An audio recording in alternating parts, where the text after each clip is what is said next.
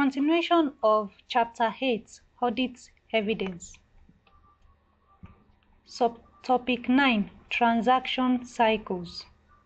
Section 9.1, Introduction. For your examination, you may be expected to apply your auditing knowledge to the main transaction cycles of an entity. These are 1. The revenue or sales and receivables cycle. 2. The purchases and payables cycle. 3. The payroll cycle. You may also be required to show an understanding of controls and audit tests in relation to 1. Bank and cash transactions. 2. Inventory. 3. Non-current assets. This section of the chapter provides you with checklists for each of these audit areas. The checklist sets out 1. The control objectives. 2. The key internal controls. 3. Tests of control that might be applied. 4. Substantive tests that might be carried out, usually on a sample basis.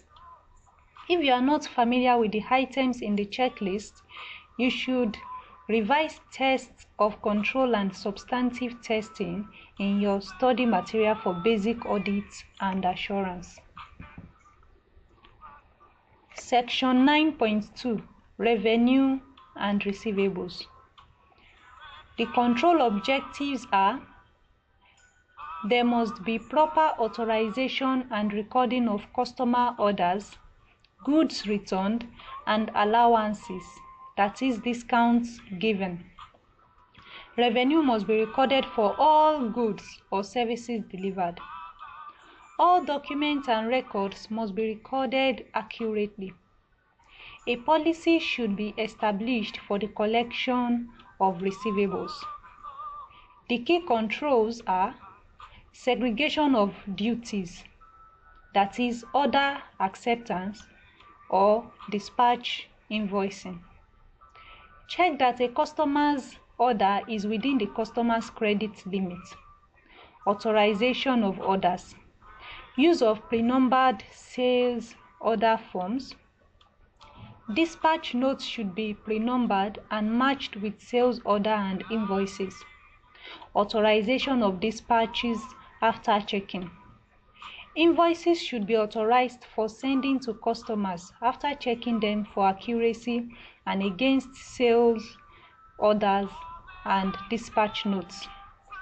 Invoices should be recorded promptly in the sales ledger. Batching of invoices for input and batch totals may be used as a control. Sales returns and allowances, that is, discounts, should be checked and authorized. Credit notes must be recorded accurately. The control accounts for receivables in the main ledger should be reconciled regularly with account balances in the receivables ledger. Statements should be sent regularly, that is, monthly, to credit customers. Debt collection procedures should be followed systematically in accordance with debt collection policy. Writing off any bad debt must be authorized. The tests of controls are: sequence checks on all documents. Check on evidence of authorization at each stage in the cycle. Check for evidence that the arithmetic or calculations in all documents and records have been checked. Check that documents have been matched where appropriate.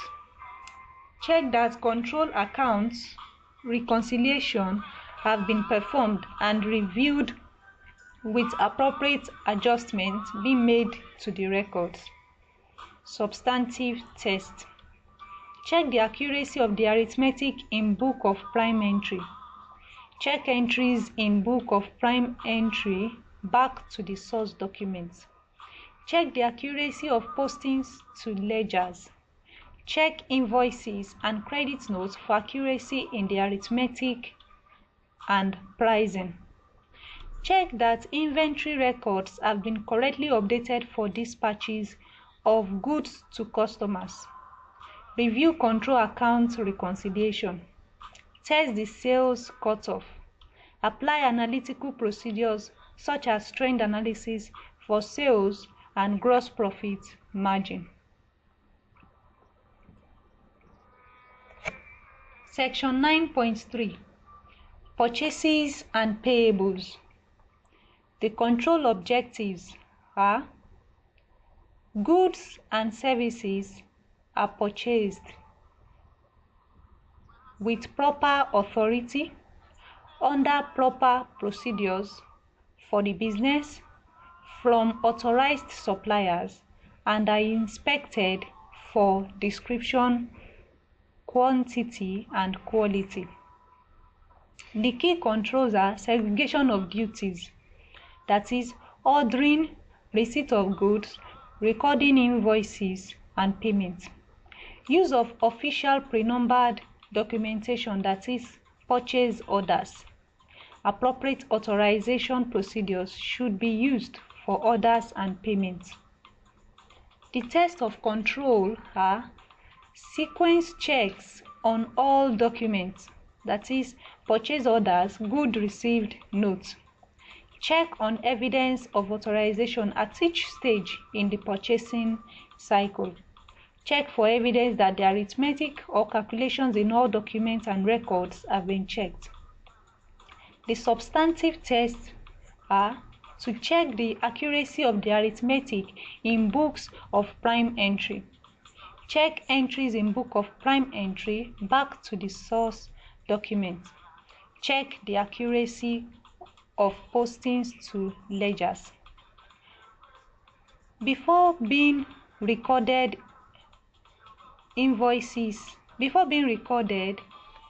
purchase invoices are, that's under the control objective. Before being recorded, purchase invoices are authorized, checked for arithmetic accuracy and pricing, checked against supporting documents, for example, purchase orders, complete purchase orders. The key controls are: there is a policy for reordering regular items of inventory. Goods received notes are used and signed as evidence that the quantity, quality, and description of all goods received have been checked. Matching of documents, purchase requisition, purchase orders, and purchase invoices. The test of control are: check that documents have been matched where appropriate, check that control account reconciliation have been performed and reviewed with appropriate adjustments being made to the records. The substantive tests are: to check invoices and credit notes for accuracy in arithmetic and pricing. Check that inventory records have been correctly updated for receipt of goods from suppliers. Review control account reconciliation. The control objectives for completeness and accuracy of recording.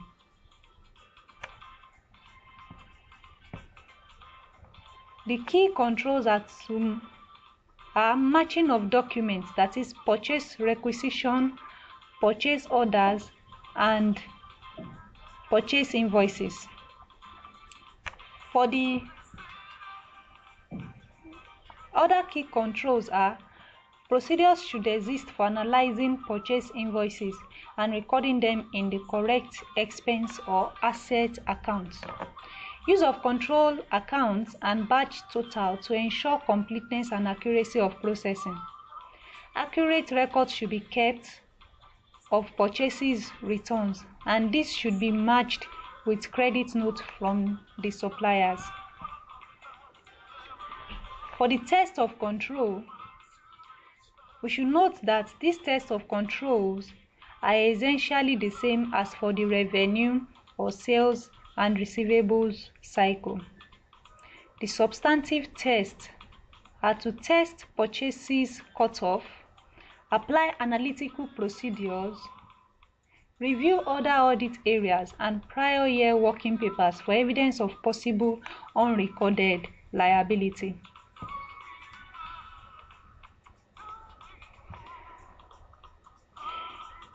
Section 9.4 Payroll. The control objectives.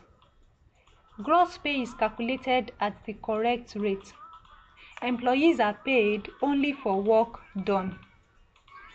Gross pay, net pay, and deductions are recorded completely and accurately in the payroll, cash records, and ledger accounts. The correct employees are paid the correct amount. The correct amount of deductions are paid to the tax authorities and other authorities. The key controls are segregation of duties, that is, establishing pay rates, calculating pay, recording pay. Maintenance of up-to-date personnel records, authorization of joiners and leavers, pay rates, overtime, voluntary deductions from pay. Regular management review of overall cost of payroll, establishment of standard procedures, timetables, and system for processing payroll. Approval of payroll once prepared. Use of a control account for payroll expenses or liabilities. Safe custody of cash where employees are paid in cash. Verification of the identity of employees when payment is in cash. Signature received for pay when payment is in cash.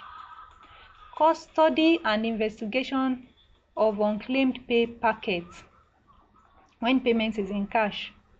Use of a separate bank account for payroll. Authorization of checks or bank transfers when employees are paid by this method.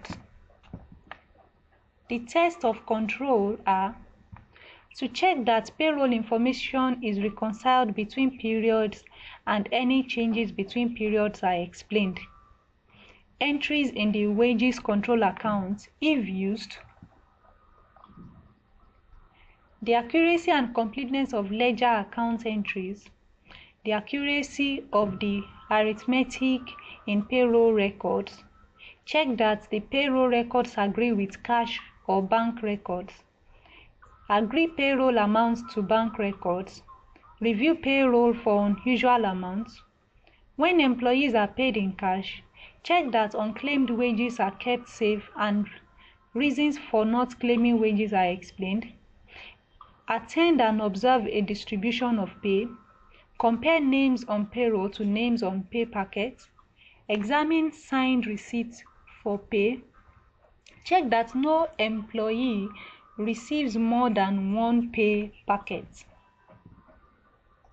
The substantive test. Check the accuracy of the arithmetic in payroll calculation and payroll records.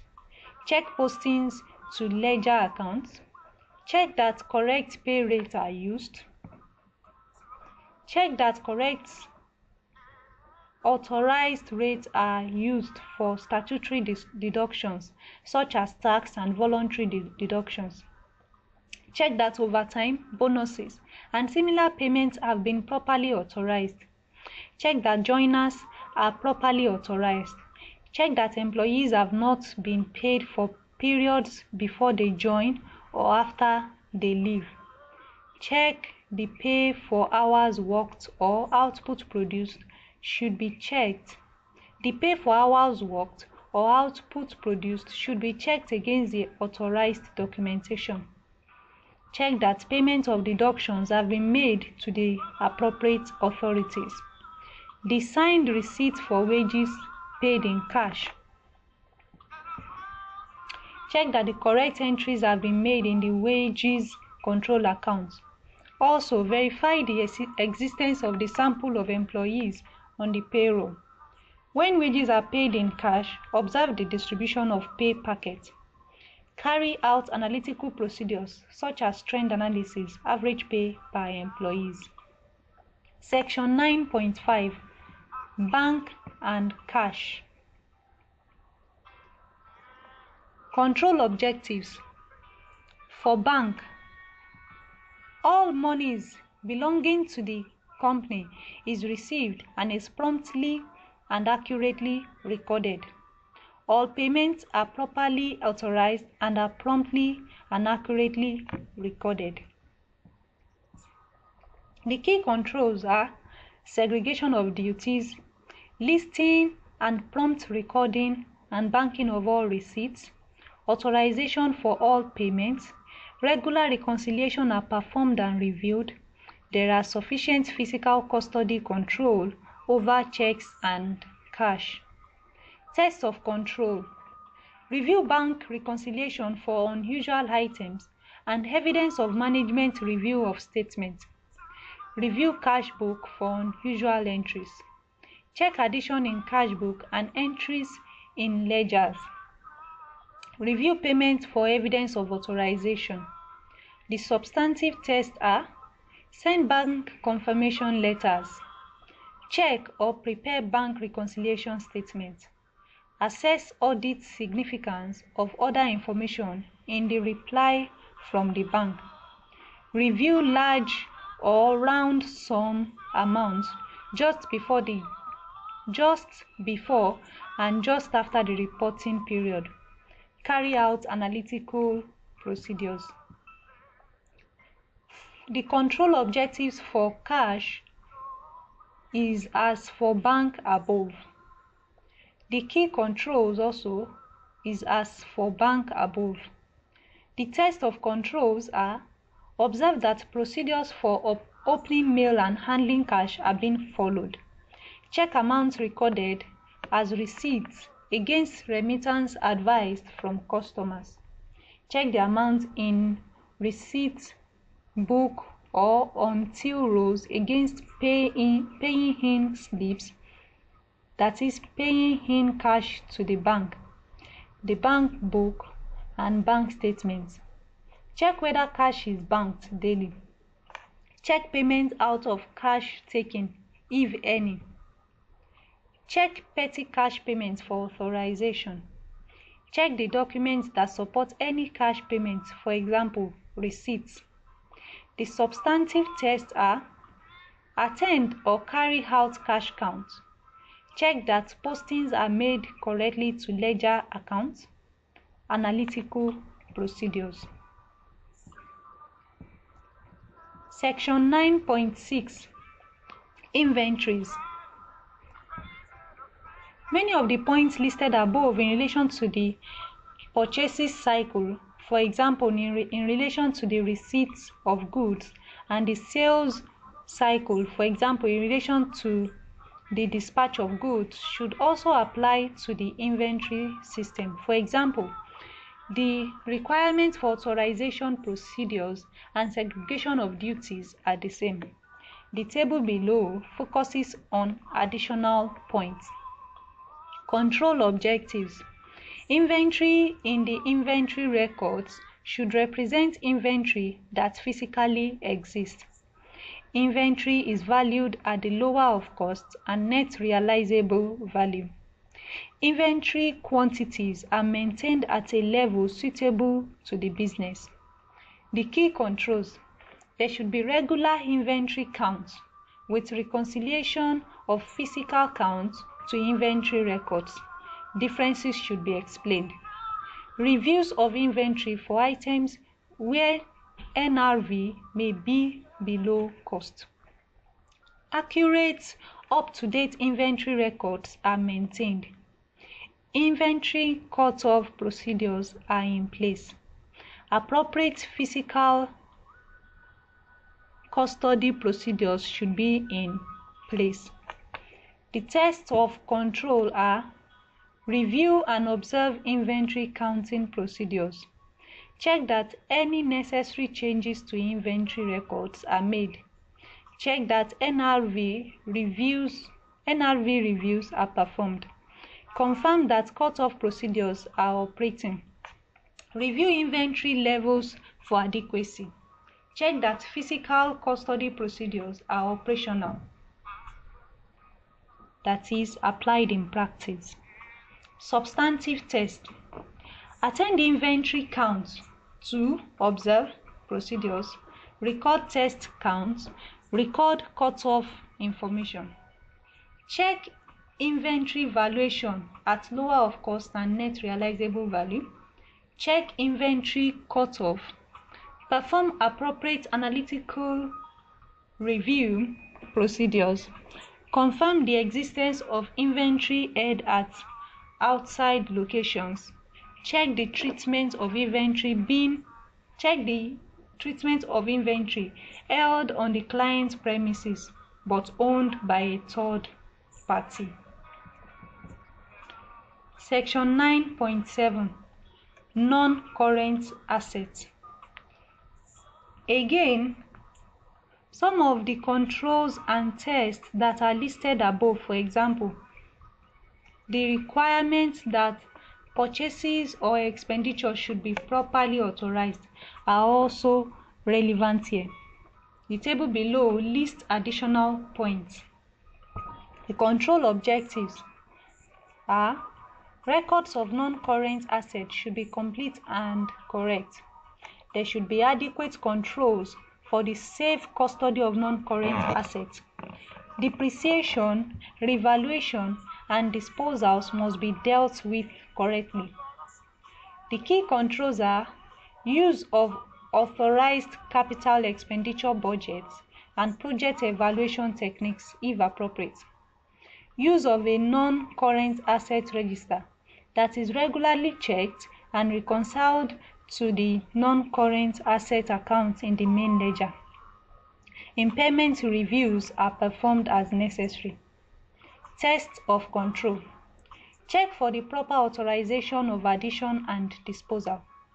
Check reconciliation of ledger balances with the non-current asset register. Substantive test. Review the movement in non-current assets for the period. Check additions and the calculations of depreciation and gain or loss on disposals. Physically verify a sample of additions. Trace proceeds for disposals to cash records. Review for unrecorded disposals. Review evidence relating to any asset revaluation during the period. Subtopic 10. Chapter Review. Before moving on to the next chapter, check that you now know how to 1. Explain the fundamental requirements of audit testing in the context of ISAs 500, 520, 530, 230. 2. Describe the requirements of a number of other field work-driven standards, including ISAs 501, 540, 580, 610, and 620. 3. Summarize the audit approach relevant to a number of key IASs and IFRSs. 4. Explain how to audit the various transaction cycles such as revenue or receivables and purchases or payables. Quick quiz questions. 1. Which financial statement assertions are tested by directional testing? A. Accuracy and valuation. B. Accuracy and existence. C. Completeness and existence. D. Accuracy and completeness. The answer is C. Directional testing tests debit balances for existence and credit balances for completeness. Question 2. Which of the following statements about written representation is incorrect? A. Too many representations can be seen to be a perceived lack of integrity. B. They should only be used when all substantive procedures have been exhausted. C. Auditor may request a written representation at any time during the audit. D.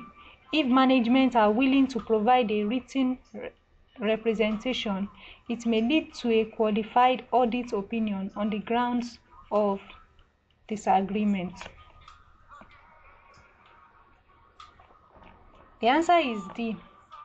If management requests that a matter is true, but the auditor believes that it is false, this could lead to a qualified audit opinion on the grounds of disagreement. Question 3. Audit evidence must be A. Sufficient and appropriate, B. Complete and relevant, C. Qualitative and quantitative, D. Strategic and operational. The answer is A. Question 4. Audit test on assets, we focus on which financial statement assertions most? A. Occurrence, valuation, classification. B. Completeness, existence, cutoff. C. Rights and obligations, completeness, accuracy. D. Existence, right and obligation, valuation.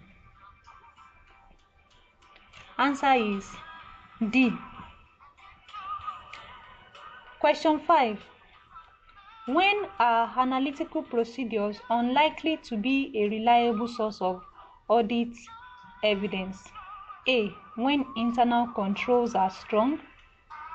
B. When the analysis is applied only to material balances and transactions. C. When there are reliable benchmarks. D. When the relationship between items in the financial statements are predictable. The answer is B. In the other three situations, analytical procedures are likely to be a reliable source of audit evidence. That's the end of chapter 8. Thank you.